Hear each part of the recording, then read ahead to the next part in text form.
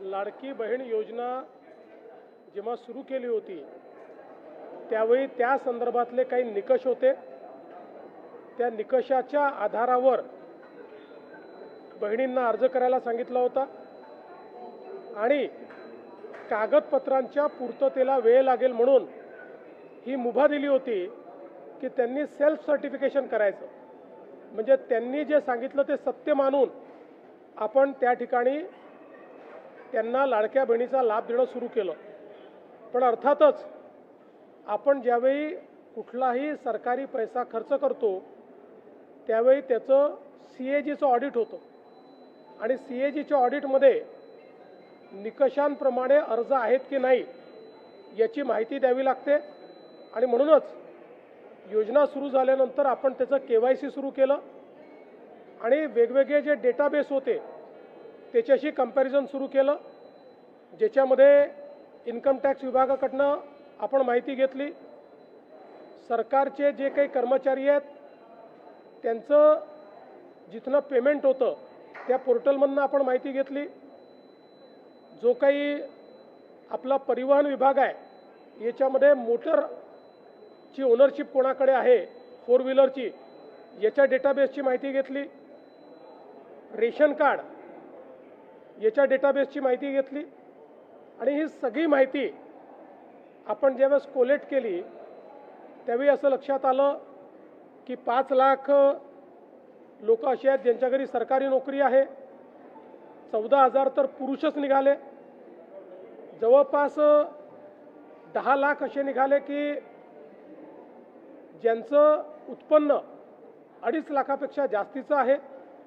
अशा वेगवेगळ्या डेटाबेसमध्ये जे लोक अपात्र झाले त्यांना आपण अपात्र केलेलं आहे। त्यासोबत आपण हे सांगितलं होतं KYC करून घ्या, म्हणजे जे काही माहिती तुम्ही सादर केलेली आहे ती आत्तापर्यंत सत्य मानण्यात आली, आता त्याची कागदपत्र द्या। पण मोठ्या प्रमाणात KYC झाली नाही। आता एक गोष्ट आपण लक्षात घ्या की ज्यांना अर्ज करता येतो, सेल्फ सर्टिफिकेशन करता येतं, त्यांना KYC करता येत नाही असं मानणं काही योग्य नाही। पण जवळपास 9 महिने सातत्याने पाठपुरावा केल्यानंतरही ज्यांनी KYC केली नाही ते अर्थातच कुठला तरी एखादा निकष पार पाडत नाही म्हणून त्यांनी KYC केली नाही। आणि म्हणून हे जे काही आत्ता या ठिकाणी जवळपास जे काही तुम्ही सांगितलं 60 लाख 80 लाख जो काही आकडा तुम्ही दिलेला असेल तर ते लोक या योजनेच्या पात्रतेचे निकष हे पूर्ण करताना दिसत नाही। जवळपास 1,70,00,000 महिला, थोडं आकडा कमी अधिक असेल 3-4 हजार पण 1,70,00,000 महिला ज्या आहेत या निकष पूर्ण पार करतात, त्यांची KYC झालेली आहे, त्यामुळे त्यांना लाडक्या बहिणीचे पैसे मिळतच राहतील।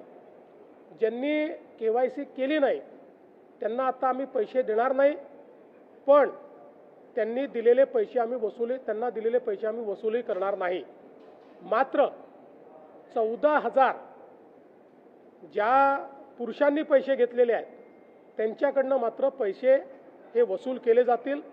त्यामुळे नीट सायंटिफिक प्रोसेसने या सगळ्या गोष्टी केल्या आहेत आणि आजही यांच्यापैकी कोणी जर KYC करणार असेल तर आम्ही विंडो ओपन करायला तयार आहोत आणि त्यांना लाभ द्यायला तयार आहोत।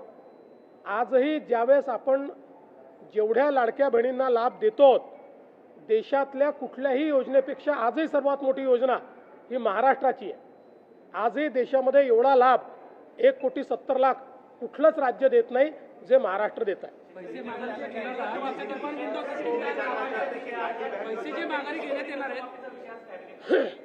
शेतकरी कर्जमाफीचा विषय कॅबिनेटला आहे, मंत्रिमंडळ त्याच्यावर निर्णय घेईल, पण आम्हाला इलेक्शन कमिशननी अट टाकली आहे, जेव्हा आम्ही त्यांना परवानगी मागितली तर त्यांनी अट टाकली आहे की तुम्ही विषय मंजूर करून पुढची कारवाई करा, पण त्याची घोषणा तुम्हाला करता येणार नाही। त्यामुळे आम्ही आज अधिकृत घोषणा इलेक्शन कमिशनमुळे करू शकत नाही। आज आम्ही निर्णय घेऊ, निर्णयाप्रमाणे कारवाई सुरू करू, इलेक्शन संपल्यानंतर त्याची घोषणा करू।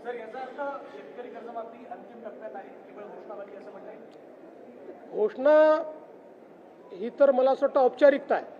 आज आम्ही निर्णयच करतोय त्याचा निर्णय आम्ही आज करतोय, पण काय निर्णय घेतो आहोत याची घोषणा आम्हाला करता येणार नाही.